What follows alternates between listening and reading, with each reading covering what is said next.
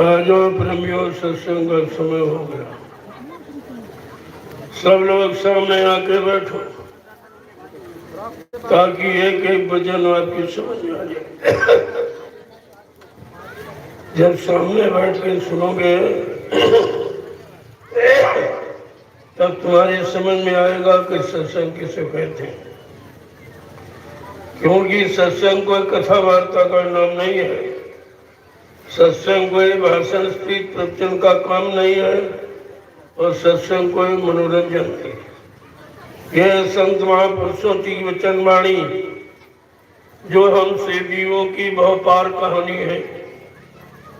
ये जीवात्माएं भवसागर के पार कैसे जाएंगी, अपने सच्चे मालिक प्रीतम का कैसे दर्शन दीदार करेंगे। प्रेमियों, इस युक्ति का नाम है सत्संग। सत्य माने ईश्वर, संग माने साक्षात्कार। यह जीवात्मा सुरतु मुद्दतों से अपने मालिक प्रीतम का दर्शन दीदार छोड़ चुकी है। अब इसे कौन ले जाएगा, कौन पहुंचाएगा, कौन मिलाएगा? उस मिलाने वाले को कहते हैं संत सद्गुरु, और मिलाने वाली युक्ति का नाम है सत्संग। ये दोनों चीजें आपको समय से मिली, लेकिन आपने उसकी कदर नहीं की।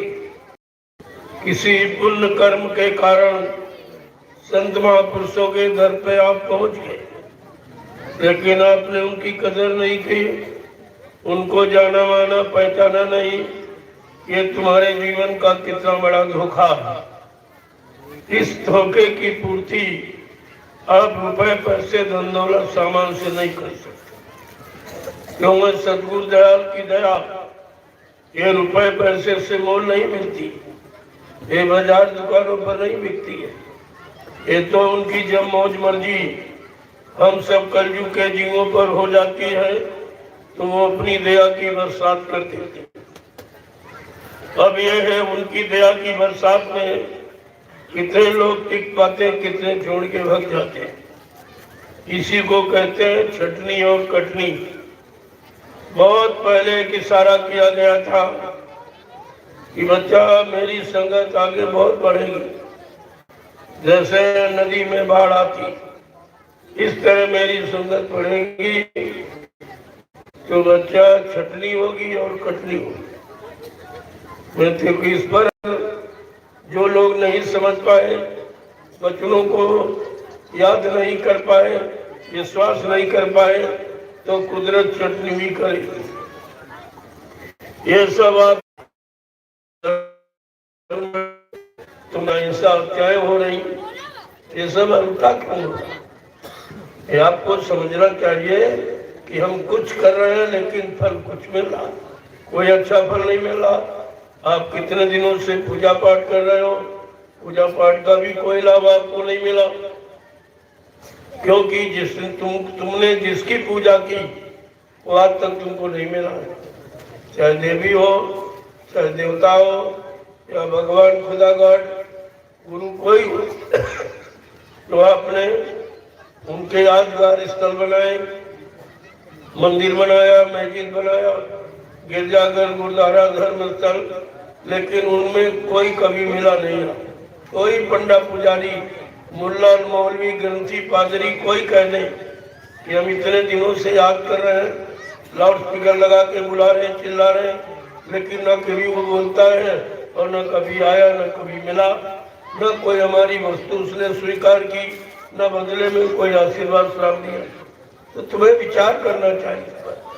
संसार में कोई काम करते हो, अगर लाभ न मिले तो आप नहीं करोगे, लेकिन ये पूजा वाला काम कैसे तुम्हारा इतना दिन से कर रहे हो, कोई लाभ मिला आपको?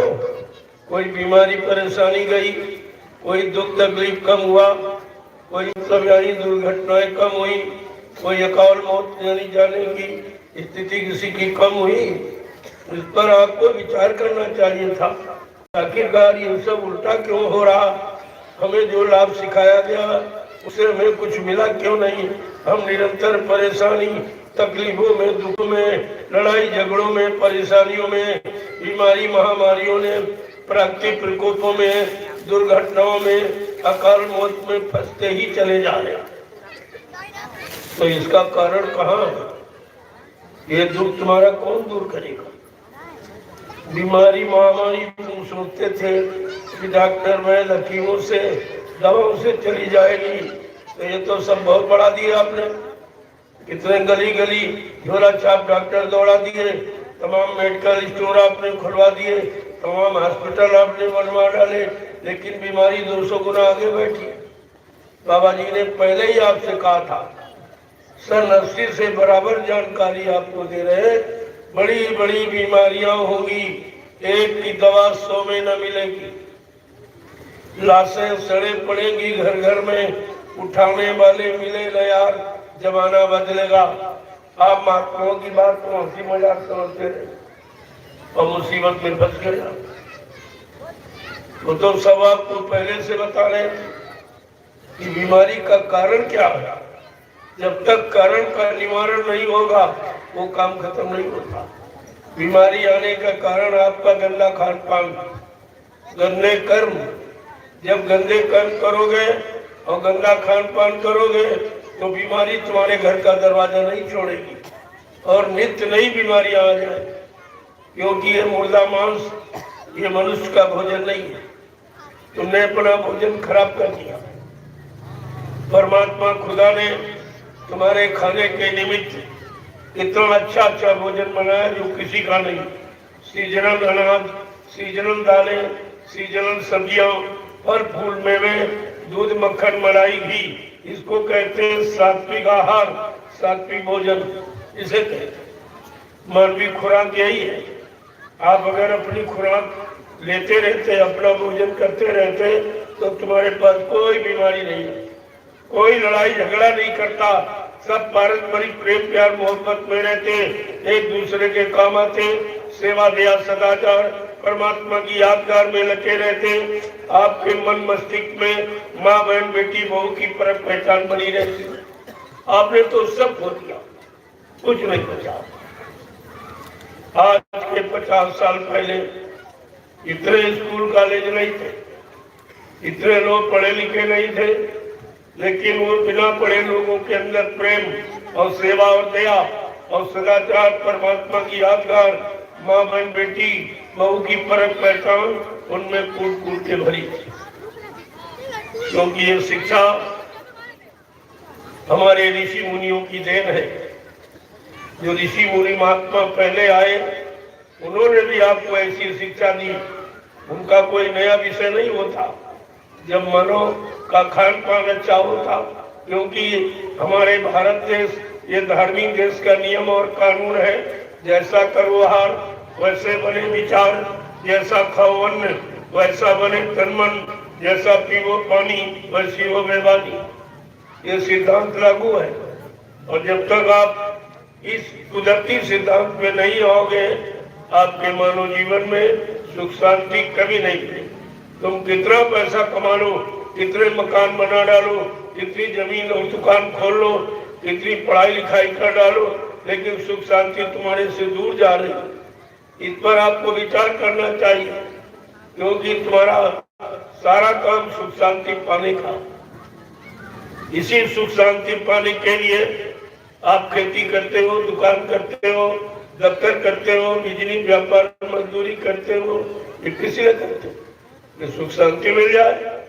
किसी को मिली है? कोई बता दे हमको पूर्ण सुख शांति मिली। देखो, 2 वर्गों से समाज का निर्माण होता, एक गरीब एक अमीर। यहाँ दोनों परेशान।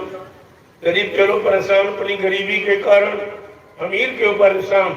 अमीर अव्यवस्था के कारण परेशान। वो सोच रहा कहीं हमारे घर में चोरी न हो जाए, कहीं डकैती रात में न पड़ जाए, कहीं मेरा कत्ल न हो जाए, कहीं मेरा अपहरण न हो जाए। वो तो गरीब से ज्यादा परेशान। उसकी दिन की रोटी और रात की नींद हराम हो। तो तुम्हारे जीवन का सुख अमन चैन कहाँ चला गया? जिसके लिए आप रातों दिन मेहनत और परिश्रम करते हो, वो तो तुम्हारे से दूर भागता चला जा रहा। इसलिए प्रेमियों, संत महापुरुषों ने ये निष्कर्ष लिया।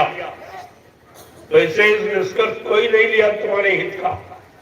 जिनको आपने चंदा नोट वोट दिया है उन्होंने भी कोई निष्कर्ष नहीं लिया। अभी एक प्रमाण आपके सामने आया है कोरोना काल का। कोरोना क्या था कोई नहीं अभी तक नहीं जानता है। अभी तक बीमारी का कोई निदान कोई समाधान इनके पास नहीं है, क्योंकि कुदरत की नाराजगी है। कुदरत किस लिए नाराज हुई पहले उस पर विचार करो। ये नाराजगी का कारण क्या है? जो आपने हिंसा मार काट ये जो आपने किया, चोरी डकैती कत्ल बलात्कार छल कपट बेईमानी धोखाधड़ी, ये जो आपने नाकिस कर्म किया है इससे कुदरत सख्त नाराज हो गई और वो कुछ करना चाहती है। कुदरत का काम तुम्हारे हित में नहीं हो। बाबा जय गुरुदेव जी महाराज ने बहुत पहले आपको ये बताया 6 नवंबर 1986 ये तारीख लिख लीजिए, कोई नहीं बताएगा। 6 नवंबर 1986 में बाबा जी ने कहा रे भाई तुम अपना खान पान ठीक कर लो, ये धार्मिक देश है। धर्म के लिए भगवान राम को रावण से लड़ाई लड़नी पड़ी और धर्म के लिए भगवान कृष्ण को महाभारत करना पड़ा। इसलिए आप कोई ऐसा काम न करो ताकि फिर कोई ऐसा काम करना पड़े। तो आप लोग शाकाहारी हो जाओ और जो तुम्हारा खान पान अपने खान पान करो। हर जीव यहाँ धरती पर अपना भोजन करता है, वो एक दूसरे का भोजन नहीं करता। और परमात्मा खुदा ने जितने जीव बनाए सबका भोजन अलग बनाया। पक्षियों का अलग है, पशुओं का अलग है, कीड़े मकोड़ों का अलग है, जंगली जानवरों का अलग, और इंसान का भोजन सबसे अलग बनाया। क्योंकि इंसान भगवान को बहुत प्यारा है। भगवान राम ने कहा भी है रामचरितमानस में, इस सब मेरे इस सब मम उपजाए और तीन में आती के मनुज भाई। भगवान ने क्या कहा? ये सारी सृष्टि मेरी ही बनाई। ये जितने जीव जंतु आप देख रहे हो कोई इंसान विज्ञान ने कोई जीव जंतु नहीं बनाया। ये परमात्मा खुदा का परिवार है। जैसे आपका परिवार बाल बच्चे हैं, पति पत्नी भाई बंधु हैं, ऐसे ही ये कुदरत का परिवार है। ये जीव जंतु आपके परिवार में कोई इस तरह काम करे, मारे काटे सताए अपमानित करे, आपको अच्छा लगेगा? तो जब कुदरत के परिवार को आप इस तरह कर रहे हो, मान रहे हो, काट रहे हो, तो कुदरत नाराज हो गई। इसकी नाराजगी महात्मा जानते हैं। महात्माओं ने आपको बताया कि कुदरत आपसे नाराज है। मैंने कुदरत से भी प्रार्थना की कि अभी आप थोड़ा रुक जाओ, मैं अपने बच्चों को सारे हिंदुस्तान में शाकाहार के प्रचार के लिए भेजे देता हूँ। जब लोग मेरे शाकाहार के प्रचार को न माने, न सुने, न अपनाए, जो तुम्हारी इच्छा मैं यूं करना। बाबा जी ने 18 वर्ष शाकाहार का प्रचार कराया, पूरे हिंदुस्तान में इसका संदेशा भेजा, हर इंसान के कान तक आवाज पहुंचाई, लेकिन आपने संत महापुरुषों की कोई बात नहीं मानी। जब नहीं मानी परिणाम आपके सामने आ गया। कुदरत नाराज हो गई और बाबा जी ने कहा वो नाराज है, वो एक छोटा सा चुटकुला भेजने वाली है आपके पास तक, जिसका नाम होगा करो ना। करो ना, क्या ना करो? पहले शाब्दिक अर्थ समझो। करो ना, क्या क्या न करो जो बीमारी ना आवे। अंडा मत खाना, मछली और बकरे और मुर्गे का ये मुर्दा गंदा मांस ये मत डालना, क्योंकि ये मनुष्य मंदिर है। इसी मनुष्य मंदिर में परमात्मा की चेतन मूर्ति जीवात्मा बैठी है। इसी जिस्मानी मस्जिद में खुदा की रूह बैठी। अगर तुमने आयानी परमात्मा की मूर्ति जो अंदर बैठी है, अंदर आपने अगर गंदगी डाली तो वो परमात्मा नाराज हो जाएगा। नाराज हो जाएगा फिर कोई न कोई सजा आपको दे दे। आप एक भी बात नहीं माने। एक तो आप जानते ही नहीं हो ये सब क्या है। अगर जानकार कोई बतावे तो आप मानते नहीं। ये दो बातें आप में और एक तो अच्छी सच्ची बात आप जानते ही नहीं। अगर कोई दया करके मेहरबानी करके यानी आपको बताए समझाए सुनाए तो आप उसकी मानते नहीं। न मानने का परिणाम आप पहले युग के इतिहास दिखाइए। जब सतयुग था इसी धरती पर, जब पहली भक्त प्रहलाद की बात उसका पिता हिरण्यकशिप ने अच्छी सच्ची बात नहीं मानी, उसका विनाश हो गया। इतिहास है। त्रेता में वो ब्राह्मण विद्वान राजा रावण जब अपने भाई विभीषण की बात अच्छी नहीं बलि धर्म की बात नहीं मानी तो उसका विनाश हो गया। द्वापर में भगवान कृष्ण की बात उन्हीं की यदुवंशियों ने बिल्कुल नहीं सुनी और वो राजा कंस उसने भी नहीं मानी। बहुत समझाया कृष्ण भगवान ने, अरे मान जाओ, समय का भगवान का यही नाम है, तुम इस नाम को लो, तुम्हारा कल्याण हो जाएगा। और ये सब कहते थे यदुवंशी, और सब कहते जा जात का ग्वाला, गाय चराने वाला, मक्खन का चोर, तेरी बात कौन लूंगा। कृष्ण को ऐसे अपमानित यानी शब्दों से उनको मतलब यानी परेशान किया, उनको कलंकित किया, तो मतलब मजबूर हो गए। और वो इसी मजबूर लाचारी में उनको एक 18 दिन की लीला करनी पड़ी, जिसको आप कहते हो महाभारत। अब करोड़ों की बुद्धि ठिकाने हो गई, वो सब जानते।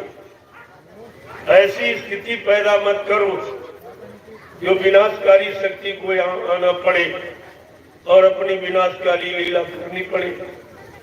क्योंकि इतिहास बता रहा कि ऐसी शक्तियां तब आती है जब समाज में रहने वाले सभी जातियों इंसानों का ऐसा काम हो जाता है। कैसा कि जब जब हो यह धर्म की हानि और बाढ़ आंसू अधम अभिमानी कि तब प्रभु इधर मनुज सारीरा हर ही कृपा निधि सचन पीरा। कितना साफ साफ आपका ज्ञान कि जब जब धर्म की हानि हो जाए, मानवता इंसानियत खतरे में पड़ जाएगी। मानव के दिल दिमाग से माँ बहन बेटी की परख पहचान समाप्त हो जाएगी। सेवा दया सदाचार परमात्मा की यादगार चली जाएगी। तब परमात्मा की तरफ से कोई शक्ति मनुष्य रूप में आएगी। मनुष्य रूप में कोई शक्ति आएगी हमें आपको सही दिशा सही रास्ता बताने के लिए। ये सब लिखा पड़ी आपके घर में और आप पढ़ते रहे और समय खराब हो गया। धर्म जगह धर्म बढ़ गया, पाप बढ़ गया, हिंसाएं हत्याएं बढ़ गई।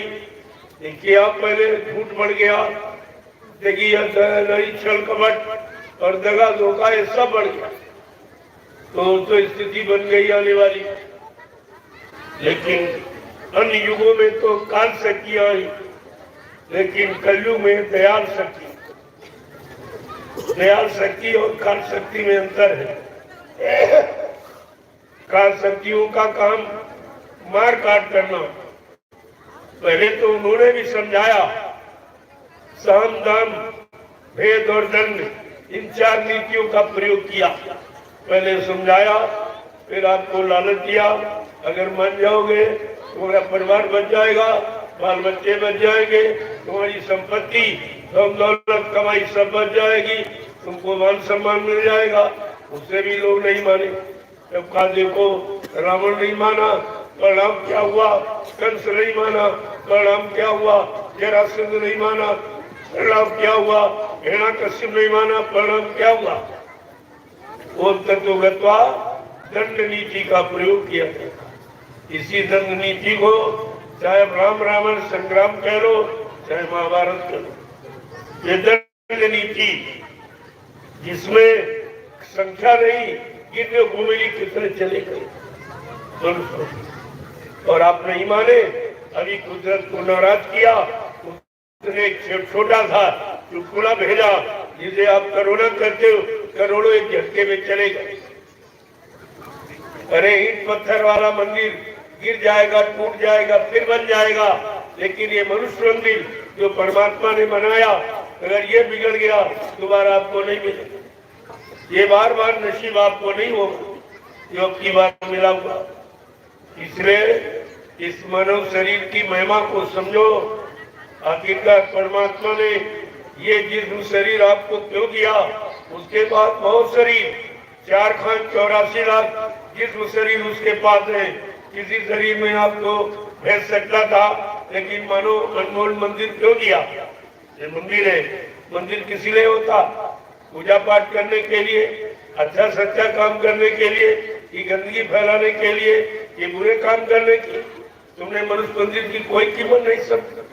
वो जो इंसान ने बनाया ईंट पत्थर का, उसमें तो झाड़ू पोछा लगाते हो, और जो ये भगवान ने बनाया इसमें दिन रात गंदगी फैलाते हो, क्योंकि इस मनुष्य मंदिर के बारे में आपको जानकारी है।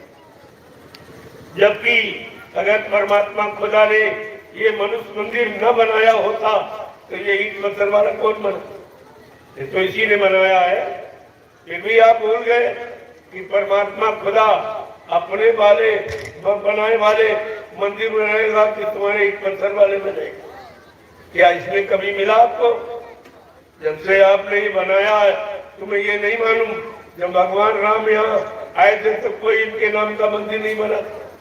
ये तो बाद में बना, जब उन्होंने यानी जीवों के हित का काम किया, धर्म की स्थापना, दुष्टों का संहार और भक्तों की मदद की, तब उनकी यादगार में लोगों ने मंदिर, मस्जिद, गिरजाघर, गुरुद्वारों का निर्माण किया। ये तो बाद में बना। इसमें वो कहाँ आए थे? वो तो अयोध्या में पैदा हुआ, मंदिर में तो नहीं आए। लेकिन आप सब भूल गए, किसी की बात की नहीं मानी जाती, तो सारा समय उसी ईंट पत्थर में गवा दिया। अरे भाई, जड़ काम करेगा कि चेतन? मुर्दा काम करेगा कि जिंदा काम करेगा? इतनी भी तुम्हारे अंदर अकल नहीं, बुद्धि नहीं कि हमारा काम करेगा कौन? कुछ नहीं, सब साथ। और 3-3 युगों से आप यही कर रहे, पूजा पाठ, तीर्थ व्रत, दान हवन, जप, गंगा स्नान, लेकिन क्या मिला इससे? क्या बताइए? कौन सी बीमारी कम हुई? कौन सी परेशानी गई? कौन से झगड़े कम हुए? कौन से प्राकृतिक प्रकोप कम हुए? कौन सी दुर्घटनाएं कम हुई? कौन से अकाल मौतें कम? कुछ कम हुआ? महंगाई कम हुई, गरीबी कम हुई, बेरोजगारी कम हुई, टैक्सों की भरमार कम हुई, लूटपाट और चोरी डकैती का बलात्कार कम हुआ? ये तो सब बढ़ गया। तुम पूजा करते रहे तो ये सब बढ़ता रहा, क्योंकि पूजा भी आपने सीखी नहीं। गंदगी में कोई पूजा स्वीकार नहीं। तुम शराब भी पीते हो, पूजा भी करते, ये कौन सी पूजा? पूजा का अपमान कर रहे हो, इसकी भी सजा आपको मिलेगी। ये पूजा भी करते हो, झूठ भी बोलते हो, मांस मुर्गा मांस भी खाते हो, हिंसा भी करते हो, ये सब क्या करते हो? ये अंडे खा दे, अंडे सबसे बड़ी गंदगी है। ये मुर्गी का मासिक धर्म है, अंडा। इतनी बड़ी गंदगी तुम्हारे यहाँ कोई मासिक धर्म में इतनी उसके आंख का छुआ भोजन नहीं किया जाता, इतना गंदा है। ये सब गंदगी तुम खाने लगे हो, और तब से तुम्हारे गंदे विचार हो गए। गंदा देखना, सुनना, गंदा बोलना, उठना बैठना, सोचना समझना, करना कराना, सब गंदा। उसी गंदगी का ये परिणाम है, बड़ी बड़ी बीमारियां आ रही। हमारे दवाएं कुछ काम नहीं करेगी, क्योंकि बीमारी नई है, दवाएं पुरानी है। वो कैसे काम करें? पुराने डॉक्टर है, पुरानी मर्जों का इनको अनुभव है। यहाँ नित्य नई बीमारियां, जिनको कभी न सुना है, न इन्होंने पढ़ा है, न उसकी जानकारी है, इसलिए बीमारियों की यहाँ दवा नहीं है। कोई दवा नहीं। कोरोना की कोई दवा बनी अभी तक? और प्रयास करके हार गए। इतनी हिंसाएं, हत्याएं कर डाली, और ऐसा यानी विरोध फैला दिया, इतना भय पैदा कर दिया कि पत्नी पति की लाश को छू नहीं रही। अगर कोरोना हो गया तो पत्नी पति को घर में नहीं रखना चाहती, छूना नहीं चाहती, देखना नहीं चाहती, सेवा नहीं करना चाहती, और जब मर गया तो लाश को देखना नहीं चाहती। उसमें क्या हुआ? तुम्हारी इस अज्ञानता के कारण ये व्यापार हो गया। तुम्हारे उस किडनी और गुर्दे सब बेच लिए निकाल के, अच्छे अच्छे पूजे जो शरीर के साथ निकाल के बेच लिए। अब तुम सोचते तुम्हें हल्ला मचा दिया, करोना करोना, इतना भारी भय और डर पैदा कर दिया कि कोई उसकी तरफ देखता ही नहीं खोलकर, इसमें कुछ रहा शरीर में, ये सब निकाल दिया। ऐसा भय पैदा कर दिया। ये कौन सा तुम्हारे हित का था? तुम्हारी भलाई के लिए कोई निकला? इतने नेता हैं, इतना नोट वोट चंदा आप देते हो, महंगाई आप झेलते हो, टैक्स आप भरते हो, जीएसटी आप भरते हो, लेकिन तुम्हारी किसी ने हमदर्दी के लिए कुछ कहा या बनाया? कोई तुम्हारे गांव में आया?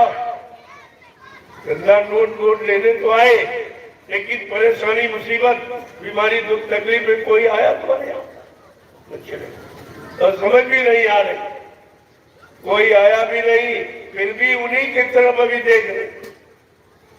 जबकि 14 पंचवर्षीय योजनाएं तुम्हारी इसी धोखे में निकल गई और तुम्हें कुछ नहीं मिला। ये 70 साल का जीवन एक जिंदगी है, 70 साल तो कलयुग में आदमी जीता भी नहीं। एक जीवन चला गया, आपको कुछ नहीं मिला, कुछ भी नहीं मिला। चुनाव तो हुए, चुनाव पर चुनाव, सारा देश चुन गया, क्या मिला? और मालूम है एक चुनाव का खर्चा ये कोई नहीं बताता।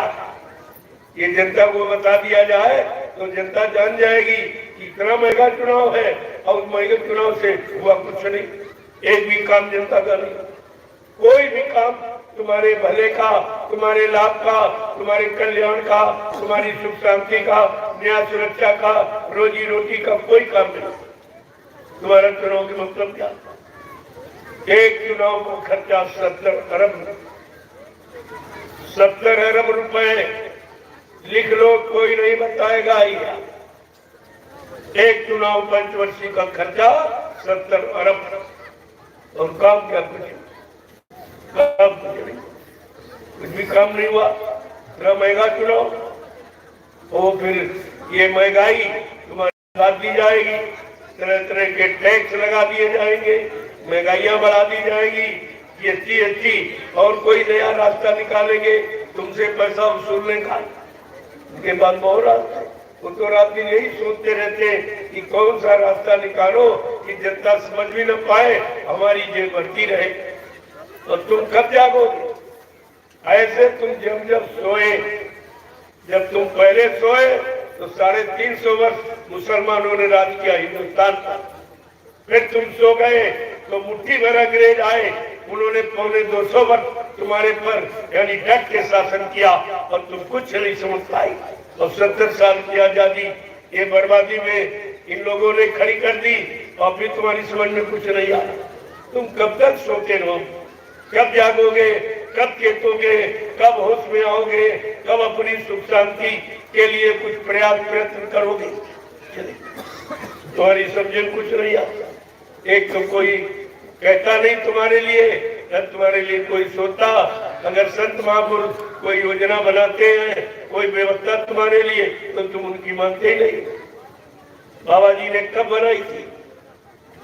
जब हिंदुस्तान के लोग परेशान होकर बाबा जगदीश जी महाराज के पास गए मथुरा में और कहा ये नेता हमारी नहीं सुनते, चंदा नोट में के टाइम तो आ जाते, इसके बाद 5 साल कोई दिखाई नहीं देता। कहा बच्चा जब तुम जान गए हो, क्या भगवान ने तुमको बुद्धि नहीं दी? तुम भी पढ़े लिखे हो, तुम अपनी बुद्धि से नहीं सोच पा रहे हो। जो हमने इतनी बार इनको सहयोग किया, इनको दिया सब कुछ, हमारा काम नहीं किया, तो कम से कम अरे तुम एक बार उनसे अलग हो जाओ। क्या जरूरी? ऐसों के साथ देने से तुम्हारा क्या मतलब निकलेगा? जब बाबा जी ने व्यवस्था बनाई तब वो व्यवस्था को जाना नहीं। अभी तक कहते रहे बाबा जी तो प्रधानमंत्री राष्ट्रपति बनना चाहते, ये कलंक आपने और लगाया। जबकि बाबा जी ने कहा अरे भाई जब 60 साल का नियम बना हुआ है कि 60 साल में कर्मचारी अधिकारी को रिटायर किया जाता है, तो मैंने तो ये कहा 60 साल में इस सबको रिटायर करो।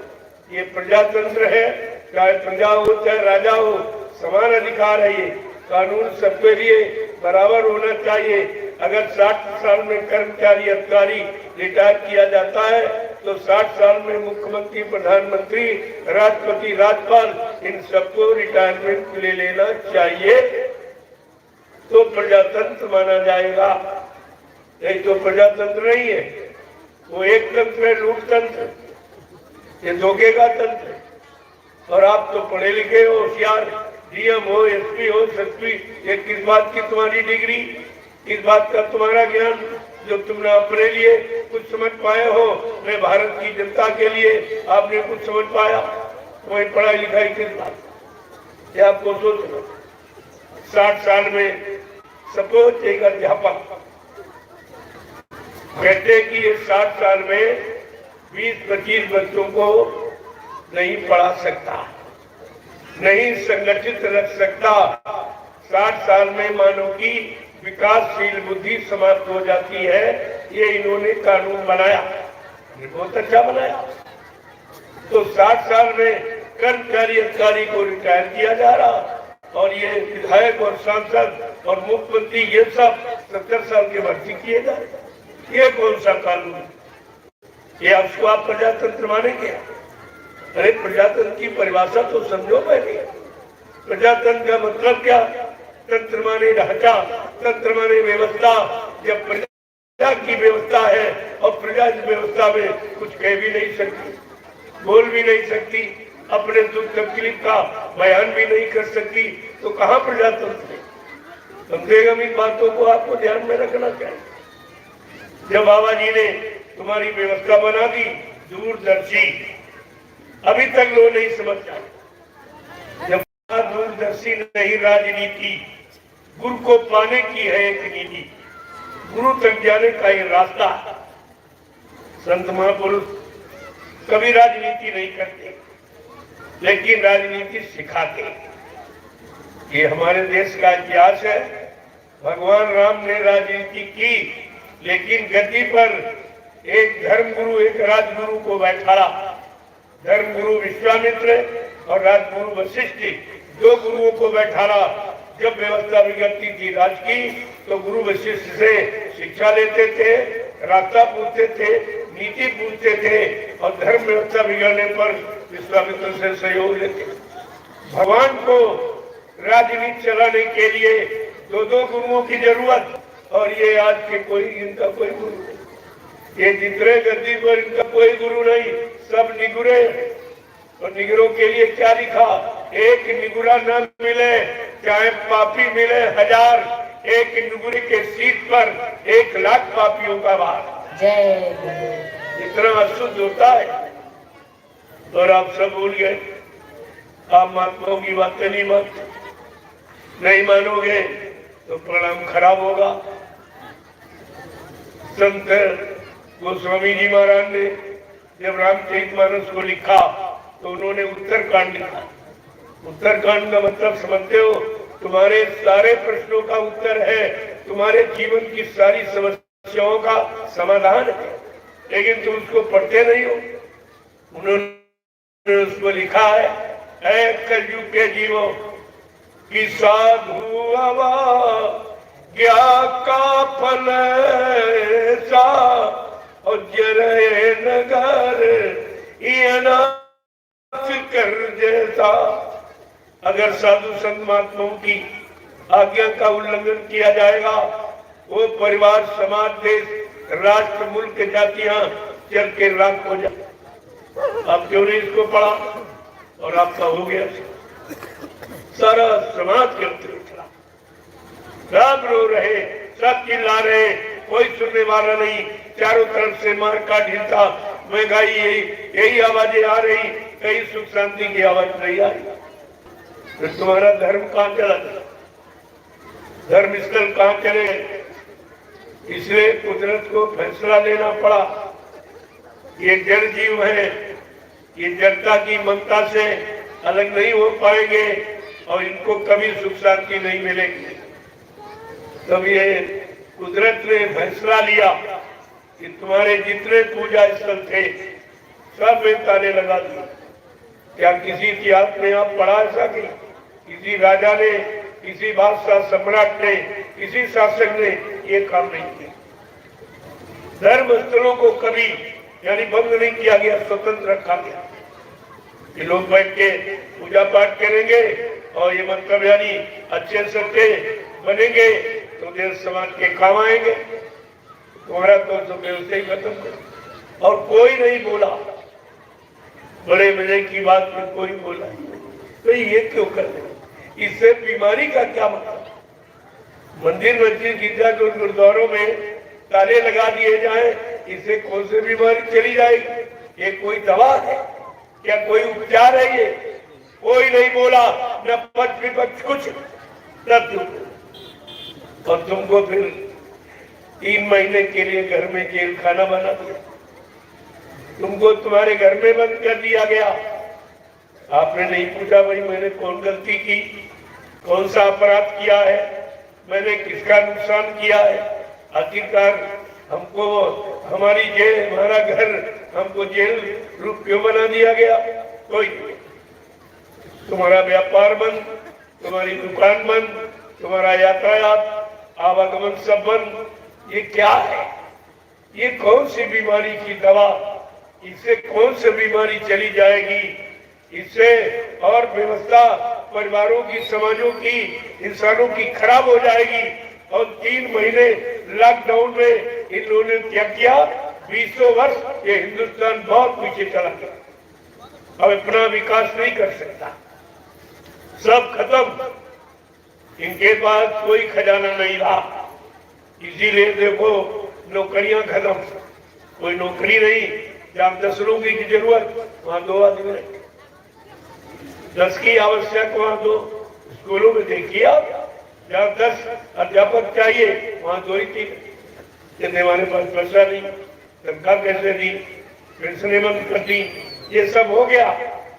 तुम्हारी सुख सुविधा की सारी चीजें बंद, लेकिन उनका सब बढ़ता चला जा रहा। महंगाई बढ़ा दी, मतलब बेरोजगारी बढ़ा दी, टैक्स बढ़ा दिए, जीएसटी लगा दी, ये तरह तरह का। लेकिन तुम्हारी सुख सुविधा की कोई चीज बड़ी नहीं, घट। और अब भी तुम सो रहे हो, कब जागोगे? कब चेतोगे? कब जागोगे? कब अपने ज्ञान का प्रयोग करोगे जो परमात्मा ने तुमको मानव बुद्धि दी है? ये मानव बुद्धि परीक्षण का यंत्र है, अच्छे बुरे की पहचान, झूठ सत्य की पहचान, असली नकली की पहचान की, तो तुमने उसका भी प्रयोग नहीं किया। तो फिर तुम कर क्या थे? इतने दिनों से क्या किया? कौन सा काम किया? अपनी सुख सुविधा नहीं सोच पाए हो, अपने लिए कुछ नहीं कर पाए हो, तो तुम देश समाज के लिए क्या करो? कुछ कर सकते? तुमको अपने से फुर्सत नहीं, अपनी परेशानी, अपनी बीमारी से मतलब यानी आपको फुर्सत नहीं, तुम दूसरों की परेशानी कैसे दूर करोगे? दूसरे की परेशानी में आप क्या सहयोग करोगे? इतनी व्यवस्था बिगड़ गई, लेकिन बात समझ में अभी नहीं आ रही। जब मैंने देखा कि लोगों के हित के लिए कोई नहीं निकला, न कोई नेता निकला, न कोई महात्मा। 1 करोड़ महात्मा है, दाढ़ी बेचना, पीले कपड़े वाला, और कुछ नहीं करता, कोई काम नहीं करता है, और खाना, कपड़ा और रहना सब कुछ चाहिए। कहां से आएगा? जिस देश का 1 करोड़ व्यक्ति कोई काम नहीं करेगा और उसको सारी सुविधाएं चाहिए, वो कहां से आएंगी? उसको देश कभी गरीबी से अलग हो ही नहीं सकता। जब इतने लोग काम नहीं, जब सब कमाते हो तब तो पूरा नहीं पड़ता, और इतने करोड़ लोग ये बेकार, कोई काम नहीं और कोई निकला भी नहीं। जबकि आपका कमाया अन्न खाते हैं, आपकी कमाई का पैसा खर्च करते हैं, आपका दिया हुआ दान दक्षिणा, रोटी रोटी रोटी का प्रयोग करते हैं, लेकिन आपकी सुविधा के लिए कोई नहीं निकला। तो यही देख रहा था, अरे भाई कोई निकलेगा। जब ये जनता से ये सब कुछ लेते हैं तो कम से कम जनता के दुख तकलीफ को समझना चाहिए, देखना चाहिए। तुमने इतने दिन कौन सी पूजा की है, कौन सी साधना की, जरा सी शक्ति का प्रयोग कर दीजिए और इनको सुख शांति मिल जाए। अभी प्रेमियों को पता चल जाएगा कि सच्चा साधु कौन है। ये सब नकली जितने आप देखते जाइए, तमाम तो जेल में चले गए। जो अपने नाम के आगे संत लिखते थे, सदगुरु लिखते थे, महाराज लिखते थे, सरकार लिखते थे, तो सब जेल में चले गए। और बाकी जो बच्चे ये भी चले जाएंगे। आप देखते रहना, ये परीक्षा होगी, असली कौन है, नकली कौन है। साधु का मतलब क्या है? साधु का मतलब दाढ़ी बाल, लाल पीला कपड़ा, छापा तिलक गिरे चंदन मंदिर नहीं है। साधु का मतलब जिसने तन मन वचन इंद्रियों को साध लिया हो, जो शाकाहारी सदाचारी ब्रह्मचारी, उसको साधु कहते हैं। साधु कोई वेश का नाम नहीं है। न तुमने समझा न उन्होंने अपनाया, तो दोनों बेकार हो गए। उनका भी जीवन बेकार इसी में चला गया, इसी कमर को सजाने में, इसी शरीर को खिलाने पिलाने सजाने में आपने सारा समय गंवा दिया और मिला कुछ भी नहीं मिला। ये शरीर भी आपका साथ नहीं देगा, ये भी एक दिन धोखा देगा, जिसके लिए तुमने सारा जीवन अर्पण परिवार के लिए अर्पण कर दिया, परिवार भी आपका साथ नहीं। महात्मा सब तरफ से आपको इशारा करके बताते। कहा ये जब माँ के गर्भ से जब हम पैदा हुए तो अकेले आए थे, नंगे आए, कपड़ा तक लेके यहाँ नहीं आए और किसी को साथ लेके नहीं आए। न कोई पत्नी लेकर, न पति लेकर, न बाल बच्चे, न जाति पाति, न मजहब धर्म, न छोटा बड़ा, न गरीब अमीर, न पढ़ा लिखा, ये भाव लेके आप आए ही नहीं। ये तो सब यहाँ आपने बनाया, और जो बनाया जाएगा वो बिगड़ेगा जरूर। बना वो बिगड़ा और बड़ा सुल्ताना, ये तो सिद्ध है। तो जब आप नंगे अकेले आए थे, तुम्हें यही समझना चाहिए कि हमारे आने की स्थिति अकेले की है और नंगे की है। यहाँ जाने की स्थिति भी अकेले की होगी और नंगे ही जाएगा। कोई सामान लेके नहीं जाओ। दुकान मकान जमीन रुपया पैसा धन दौलत, ये नौकरी चाकरी धंधा व्यापार पद पत्री बाल बच्चे, ये कुछ लेके आप नहीं जा सकते हो, क्योंकि ये सामान किसी ने आपके प्रयोग के लिए यहाँ पर दिया। किसी के दिए हुए सामान पर आपका क्या अधिकार? जब जाएगा तब छीन लेगा, और छीन रहा है। आपकी पत्नी छीन ली, कुछ पर कर पाए, किसी का पति छीन लिया, किसी का बेटा छीन लिया, किसी के भाई बाप छीन लिए, आप रोते चिल्लाते रह जाते हो। कुछ कर सकते हो? तुम्हारा कोई अधिकार है यहाँ? अरे तुम किसी के अधिकार में जीवन यापन कर रहे। ये बात तुम्हारी समझ में अभी तक नहीं आई, और न किसी ने आपको ये बताया। संत महात्मा इशारा करके वो सब आपको बताते हैं कि जिनको तुमने साथी बनाया, ये बनाया है, ये नहीं आपकी बनाने वाला, तो आज बनाया कल बिगड़ जाएगा। उन्होंने इशारा करके कहा, इन रिश्तों का मतलब कहाँ तक है जिनमें तुम फंसे पड़े। अपना समझते हो, अज्ञानता भूल भ्रम में कह रहे कि देरी तक पत्नी का नाता, पहोली तक माँ का नाता है, मरघट तक जाते भाई बंधु, पर हंस अकेला जाता है।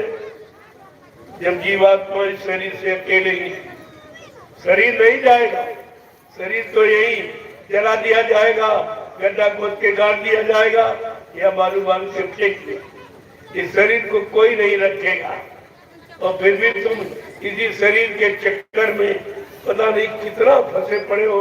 इनका छीना झपटी, इनका ले लिया, चोरी कर ली, डकैती कर ली, हिंसा कर दिया, मार काट दिया, अपहरण कर लिया, तरह तरह के काम इस शरीर के लिए, और शरीर एक दिन धोखा दे रहे। ये भी तुम्हारा साथी नहीं बना। शरीर में एक जवान लगी है, जवान के स्वाद के लिए परमात्मा के बनाए कितने जीवों को मारा काटा सताया, और उनका मुर्दा मांस खाया आपने। तो ये जमीन भी यही है, ये जवान भी आपकी जला दी जाएगी, ये भी गड्ढा खोद के गाड़ जाएगी, ये भी तुम्हारे साथ नहीं जाएगी। अब तुमने शरीर जवान के लिए जो भी अनैतिक कार्य किए, जो बुरे कर्म किए, पाप कर्म, उनकी सजा आपको भोगनी पड़ेगी। सजा ये तुम्हें भोगनी पड़ेगी। और तुम शरीर और जवान को खिलाते यानी चटाते रहे, स्वाति रहते रहे, ये नहीं मालूम है ये खाएगी कोई और भोगेगा कोई। अपराध करे कोई और, सजा कोई और है पावे। अपराधी है मन और सजा पाता तन। शरीर को लोग पीटते हैं और जबकि सलाह और गंदा काम करने वाला मन है। मन दिखाई देता नहीं, दिखाई शरीर दे रहा, शरीर से वो करवाता है, रस अपना लेता। कितना होशियार मन है। और तरह तरह की सजा इसी मन की सलाह मानने पर आपको भोगनी पड़ती। इसलिए संत महापुरुष कहते जब तुम जान गए हो कि तीन तीन युगों से ये मन हमको फंसाए है, तो मन ही हमको सजा दिला रहा। 4,84 लाख नरकों की योनियों में बार बार जन्म मृत्यु का कारण बना रहा, तो इस मन की बात क्यों मानते हो? लेकिन महात्माओं की बात आपकी समझ में नहीं आती। वो कहते भाई इस मन का कहना माना है, अभी तक बसे पड़े हो। तब कह रहे क्या? मन के कहे चलो मत कोई, अब सतगुरु कहे करो तुम सोई। अब वो काम करो जो सतगुरु, सत्य माने ईश्वर और ब्रह्म पार ब्रह्म महाकाल और सतपुरुष से मिलाने वाला, उसको सतगुरु कहते हैं। कहा उनकी सीख मानो, उनकी बात सुनो, उनके बताए रास्ते पर चलो, ये तुम्हारा जन्म मरण का छुटकारा हो जाएगा। ये मृत्यु लोग आपका छूट जाएगा। फिर तुम्हारी जीवात्मा इन शरीरों में कभी नहीं आएगी जिनमें जन्म मरण होता। इतनी अच्छी शिक्षा आपको, लेकिन आपने माना और आज तक आप सच्चे साथी का चुनाव नहीं कर पाए। और महात्मा बराबर आपको बता चिल्लाते तो सब है, ये कहते हैं यहाँ के साथी जय गुरुदेव, वहाँ के साथी जय गुरुदेव, यहाँ मिले हैं जय गुरुदेव, वहाँ मिलेंगे जय गुरुदेव, ये सब चिल्लाते, लेकिन समझते कुछ नहीं, उस पर चलते तो बिल्कुल ही नहीं। ये कितना बारी जन्म बाबा जय गुरुदेव जी महाराज ने 45 करोड़ जीवों सतपथ के रास्ते में ला दिखा। बड़े बड़े चोर डकैत कतलियों को माला पकड़ा दी, साधु बना दिया, वो भजन करने लगे। ये परिवर्तन कोई कर सकता है? ये बदलाव तुम्हारी सरकार कर सकती है या तुम्हारा पुलिस प्रशासन मार के पीट के सजा दे के भी ये नहीं करा सकता? जो संत महापुरुष अपने अच्छे वचनों को सुनाकर और उन पर दया करके ये सब बदलाव परिवर्तन कर देती है। ये आपके सामने ये लाखों लोगों ने सलाह छोड़ दी, लाखों लोगों ने मुर्गा मांस खाना बंद कर दिया। जब उनको बता दिया गया अरे ये मनुष्य मंदिर है, क्या मंदिर में कोई गंदगी फैलाता? ईट पत्थर वाले मंदिर में जूता चप्पल बाहर निकाल के जाते, क्योंकि इसमें गंदगी लगी होगी और गंदगी अंदर पहुंचेगी तो ये भगवान का मंदिर है, भगवान नाराज हो जाएगा। उनकी वहां नाराजगी लगाते हो और जिसमें चेतन जीवात्मा साक्षात परमात्मा की मूर्ति जीवात्मा बैठी है, इसमें कोई विचार आपको नहीं, कोई जानकारी आपको नहीं कि असली मंदिर कौन है। यही संत महापुरुष आपको बता दिया। विद्वान कहते परमेश्वर मठ में और संत कहे परमेश्वर घट में। ये मठ और घट का यहाँ झगड़ा, यही अभी तक समाधान नहीं कर पाए। तब कुदरत को फैसला लेना पड़ा कि अगर मठ में भगवान है और देवी देवता है तो देखे क्या करेगा। तो ताला लगा दिया, कुछ नहीं कोई बोला। तुम घर के अंदर बैठे हो, ताला लगाने दोगे? ताला कब लगाते हो? जब घर के सब लोग बाहर निकल। तो उसने जब ताला लगाया गया तुमसे नहीं पता चला? अगर भगवान होता और खुदा होता मस्जिदों में और गार्ड होता यानी चर्च गिरजा घरों में और सच्चा गुरु इन मतलब यानी इन गुरुद्वारों में होता, फिर ताला लगाने देते? इतनी बड़ी पहचान कुदरत ने आपको दी, लेकिन तुम्हारी समझ में कुछ नहीं आया, कुछ भी नहीं समझ में आयो। वो फिर वही काम शुरू कर, फिर वही काम। अरे इनमें कोई होता तो जरूर बोलता। और धर्मशास्त्र बराबर चिल्ला रहे, ये धर्मशास्त्रों पर दोषारोपण करते हैं। धर्मशास्त्र बराबर कह रहे नाहम बसामी वैकुंठे योगिना हृदय नचा मम भक्त्वा यत्र गान्ति तत्र तिष्ठामि नारदा। भगवान कह रहे हे नारद, जहाँ तुम मुझे खोज रहे हो वहां मैं कभी नहीं रहा, न कागज में, न पानी में, न पत्थर में, न तीरथ में, न मूर्त में।